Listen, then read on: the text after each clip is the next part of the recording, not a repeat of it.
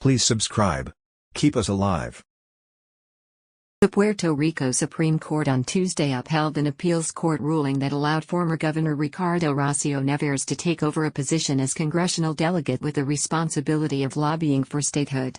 The Supreme Court decision, which was issued in a special summer court session, said the appeals court ruling was substantially correct.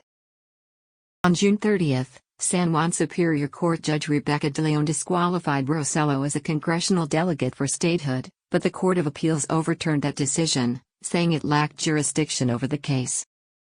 A referendum on the political status of Puerto Rico was held in Puerto Rico on June 11, 2017. The referendum had three options: becoming a state of the United States, independence/free association, or maintaining the current territorial status. Those who voted overwhelmingly chose statehood by 97%. Puerto Rico has been discussed as a potential 51st state of the United States. On January 4, 2017, Puerto Rico's new representative to Congress pushed a bill that would ratify statehood by 2025. This emergence as a Senate battleground has been sparked by concerns that Puerto Rico will become a blue state. The idea that Puerto Rico would vote Democrat is in part based on voting patterns among mainland Hispanic voters. Benefits of statehood include an additional $10 billion per year in federal funds, the right to vote in presidential elections, higher Social Security and Medicare benefits, and a right for its government agencies and municipalities to file for bankruptcy, which would enable the island to restructure and relieve its debt. Rafael Riviere, the special agent in charge of the FBI's San Juan field office, said Tuesday that once he completes his term in the federal agency at the end of the month, he will continue to work in Puerto Rico with the Department of Public Safety. In this year that I have been here, I have focused a lot on investigating cases of public corruption, Riviere said in a radio interview. My interest is to continue in public service, and I have been in conversations with the Secretary of Public Safety, Alexis Torres, and it is quite possible that I can work in his office in some function or another. Lawmakers and politicians arrested in recent months include Nestor Alanzo Vega of the House of Representatives, Jula Keheler, who was the secretary of the island's Department of Education before stepping down in April, Jula Avila-Marrero, who led Puerto Rico's Health Insurance Administration, Puerto Rico Representative Maria Milagros Chabonier, who once presided over the island's House Ethics Committee, Puerto Rico Senator Abel Nazario, and 7 other people who were government employees. A 52-year-old woman has reportedly died from the coronavirus in the Caguas region. The Puerto Rico Health Department has reported 175,000 cases of COVID-19 and 2,565 deaths, to date. Around 60 organizations from Puerto Rico and the mainland United States co-signed a letter that urges the U.S. House Committee on Natural Resources, chaired by Representative Raul Grijalva, Democrat Arizona, to investigate Luma Energy and its lack of transparency as soon as possible.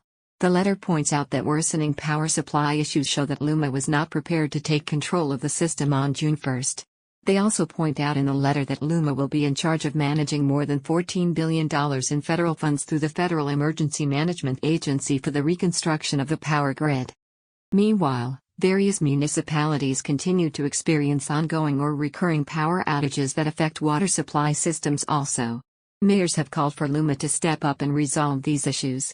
It has been reported that 2,500 to 15,000 residents experience hardships from these recurring interruptions.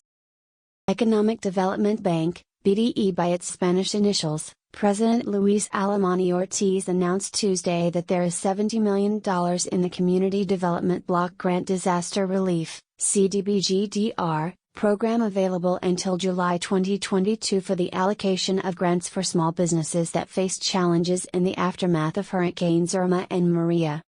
During a press conference held at Yolanda Guerrero Cultural Center in Guaynabo, Alamani Ortiz said the public entity is encouraging local entrepreneurs to request grants of up to $50,000 to allow businesses to stabilize their finances. Smoke traveling from the western wildfires is reaching all the way across the U.S., bringing vibrant red sunsets and moonglow to the east. But it's also carrying poor air quality and harmful health effects thousands of miles away from the flames.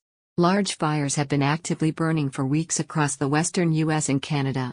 Currently, The largest in the U.S. is the Bootleg Fire in Oregon, which has now burned more than 600 square miles of land and become so large it generates its own weather.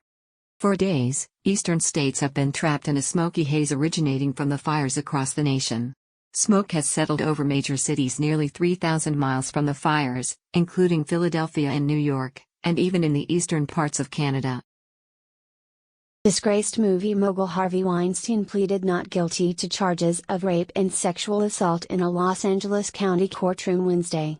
He is accused of sexually assaulting 5 women in separate incidents that span nearly a decade. Weinstein is already serving a 23-year prison sentence for rape and sexual abuse in New York. He was extradited to California early Tuesday for his arraignment. To Olympic news now. Surfing has been trying to get onto the Olympic program for years, and its supporters pushed for it to be included in the 2016 Summer Games in Rio de Janeiro, a surfing hotspot with world-class waves and a picturesque backdrop. Instead, its Olympic debut will come in Japan, a country with ample coastline but few world-class breaks. It is more Jersey Shore than North Shore. Kolohe Andino, 27, born and raised in San Clemente, California, has never had to go far to find good waves, the kind that draw people from far away. Andino became the first American surfer to qualify for the Olympics. He watched as his teammates John Florence, Carissa Moore and Kelly Slater fought for their spots. Space Jam, a movie built around LeBron James, one of the most popular athletes in the world, hit theaters June 14. James, 36, had appeared on the big screen before, most notably in a supporting role in the 2015 romantic comedy Trainwreck, but had never anchored a feature. It was organized chaos, director Malcolm Lee, 51, said in an interview this week. The movie is, if nothing else, self-aware. At one point, James, playing himself, notes how poorly athletes fare when they try to act. Similarly to the original, other pro basketball players, including Damian Lillard, Anthony Davis and Diana Taurasi, have cameos. The film also features Don Cheadle as the villainous manifestation of an algorithm named, ALGorithm, who kidnaps James, his youngest son, played by Cedric Joe, and the rest of the Warner Brothers universe. Thanks for watching. Please subscribe and help us survive.